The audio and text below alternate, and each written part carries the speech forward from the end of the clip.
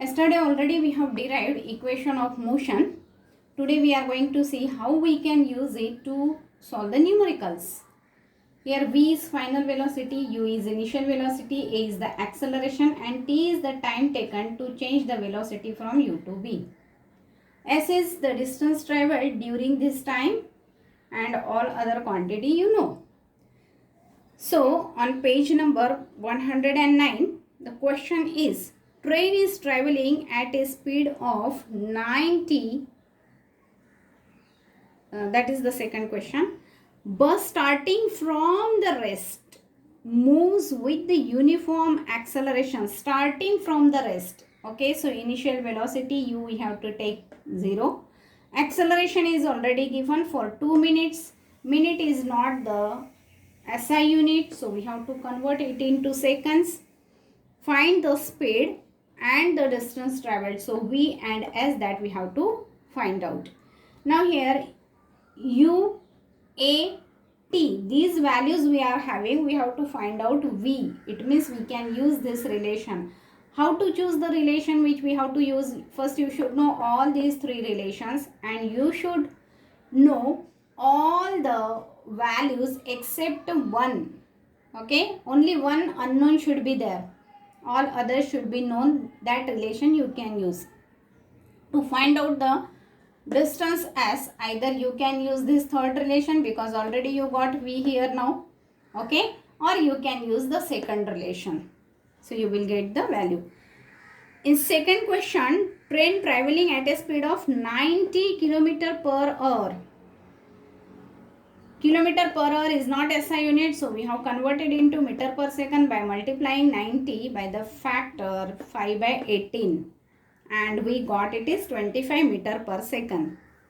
Brakes are applied so as to produce the uniform acceleration of, if the brakes are applied, it means final velocity will be less than the initial velocity and hence the acceleration will be negative. Even if it is not given negative, you have to take it negative.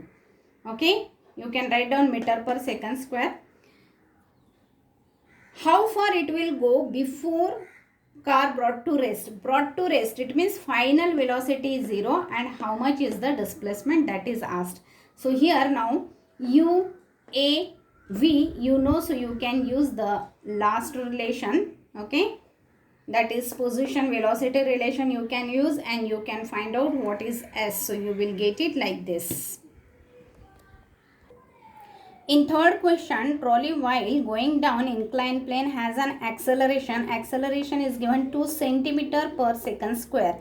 But centimeter is not SI unit. This we have to convert into meter. So 2 divided by 100, that is converted into meter. What will be the velocity 3 seconds after the start? After the start means u, that is initial velocity is 0 and time is given 3 seconds. V it is asked. Here a, u, t we are having. V is v we need to find out. So we can use the first relation, that is the homework. Fourth question, the racing car has uniform acceleration 4 meter per second square. What distance will it cover in 10 seconds after the start? After the start means initial velocity u is equal to 0, time t is given, that is 10 seconds. Now here you can use the second relation, that is s is equal to ut plus half at square and you can find out s. In fifth question, stone is thrown vertically upward direction with the velocity 5 meter per second. So initial velocity is already given here. If the acceleration of the stone during the motion is 10 meter per second square, acceleration here it is given 10 meter per second square. But we know that when the object is thrown up, then its velocity is going on decreasing and the moment will reach at highest point, velocity will become 0. Okay, it means that if the velocity is decreasing, acceleration should be negative. So here acceleration we have taken negative. Okay,